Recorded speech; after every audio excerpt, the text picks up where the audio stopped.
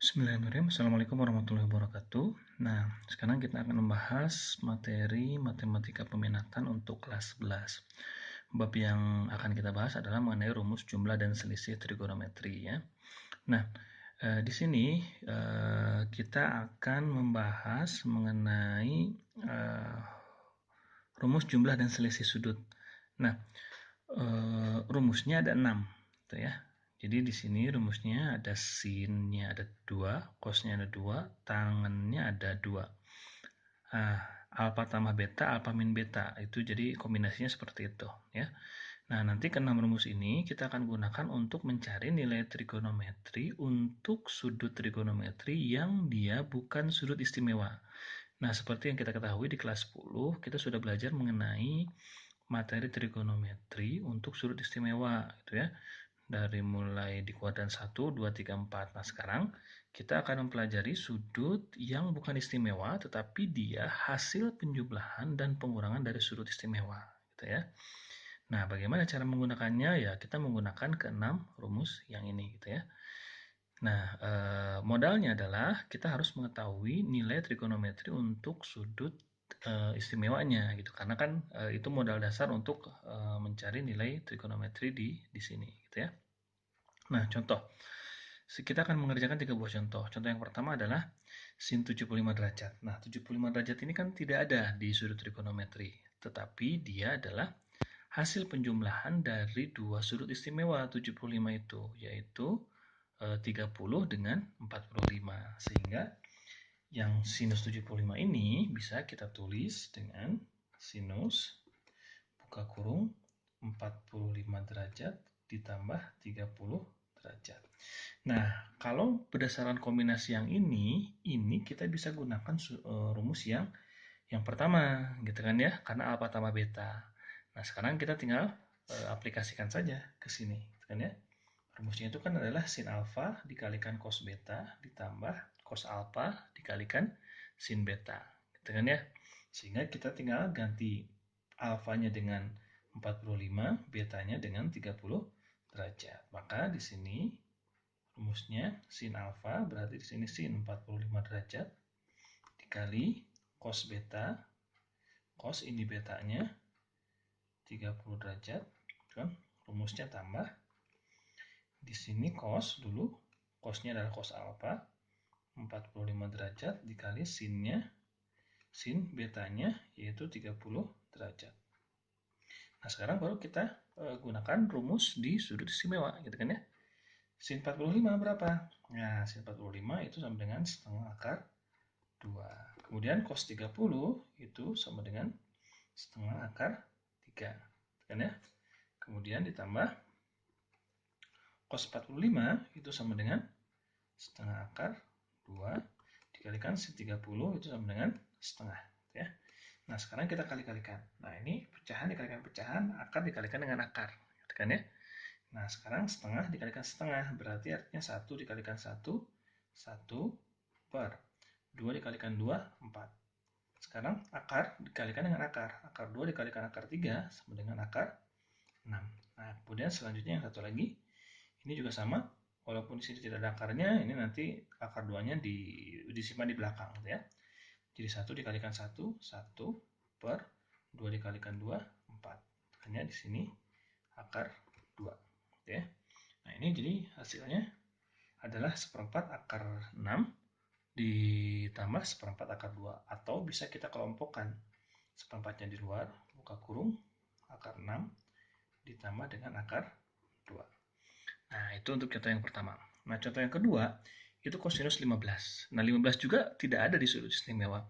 Tapi dia hasil pengurangan dari ya 45 dengan 30 gitu ya.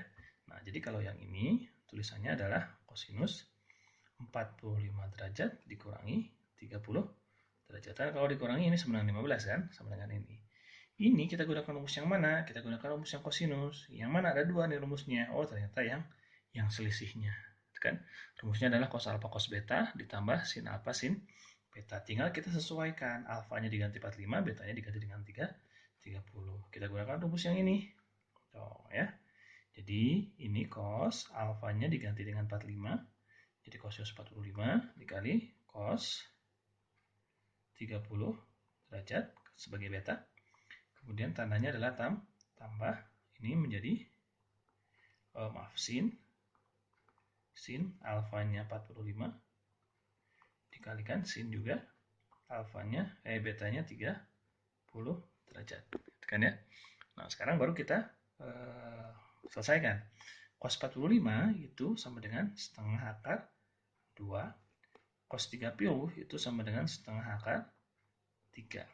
Ditambah sin 45 itu adalah setengah akar 2 dikalikan sin 30 itu sama dengan setengah. Sehingga kalau kita kerjakan, ini nampaknya mirip dengan yang nomor sebelumnya, toh.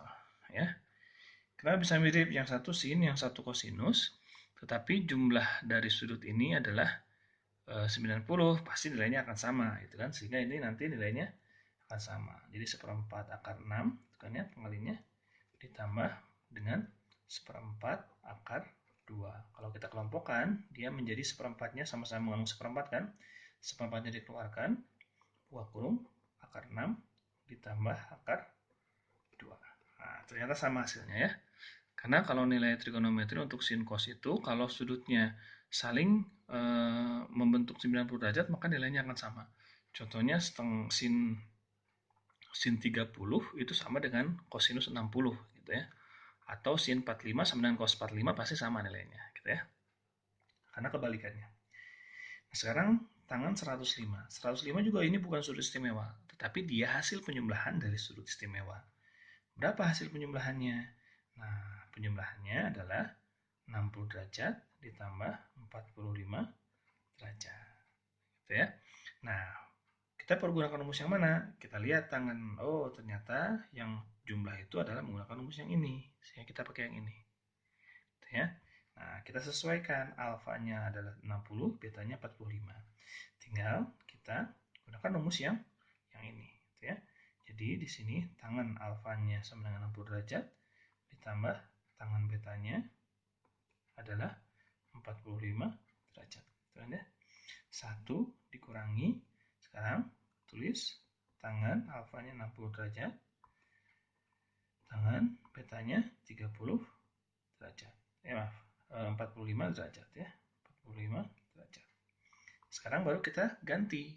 Nah, tangan 60 berapa? Tangan 60 sama dengan akar 3. Kan ya? Ditambah tangan 45 itu sama dengan 1. Dibagi. Sekarang 1 dikurangi. Tangan 60 itu sama dengan akar 3. Tangan 45 itu sama dengan berapa? 1. Itu ya. Jadi kalau ini disederhanakan adalah akar 3 ditambah 1 per 1 dikurangi akar 3. Sudah selesai apa belum? Nah, ini sebetulnya belum. Kita harus rasionalkan. Bagaimana cara merasionalkannya? Kita kalikan dengan sekawannya. Dikalikan 1, tapi 1 itu adalah ini. Kan ya? Jadi 1 itu adalah 1 ditambah akar 3 ditambah 1 dibagi dengan 1 ditambah akar 3. Jadi ini 1 ditambah akar 3 per 1 ditambah akar 3. Ini adalah sekawannya. Jadi sekawannya itu harus sama dengan 1 supaya nilainya tidak berubah. Kan ya? Nah, sehingga kita selesaikan yang ini. Nah, bagaimana cara menyelesaikannya? Nah, yang ini apa namanya? Selesaikan di sini ya, khawatir tidak cukup di bawahnya. Nah, ini dikali-kalikan 1 per 1. Gitu kan ya. Nah, supaya tidak bingung kita kasih kurung aja. Ini kalikan ke sini. Tuh. Yang ini kalikan ke sini ya. Jadi akar 3 dikalikan 1 itu sama dengan akar 3.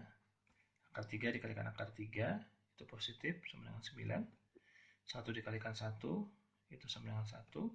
1 dikalikan akar 3 itu sama dengan akar 3 ya. Tuh, sehingga yang ini, nah kalau yang ini kan A tambah B, A kali B dikalikan A tambah B itu sama dengan 1 kuadrat gitu kan ya. Dikurangi dengan akar 3 dikuadratkan itu sama dengan 3. Nah itu sekawan itu. Sehingga kalau ini dijumlahkan, 9 tambah 1 itu 10, ditambah akar 2, ditambah akar 3 ditambah akar 3, itu sama dengan akar 2 akar 3 gitu kan ya. Jadi 2 akar 3 dibagi, ini 1 dibagi 3 itu sama dengan negatif 2. Nah, yang atas itu sama-sama mengandung 2, sehingga 2-nya bisa dikeluarkan. Itu 2 dikalikan berapa supaya hasil 10? Itu harus dikalikan 5. Ditambah 2 dikalikan berapa hasilnya supaya 2 akar 3, maka harus dikalikan akar 3.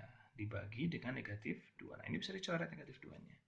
Sehingga negatif ini, kalau ini dibagi dengan negatif, maka hasilnya jadi negatif dalam kurung 5 ditambah akar 3. Gitu kan ya. Atau kalau kita kali-kalikan menjadi negatif 5 dikurangi akar 3. Nah, maka ini hasilnya.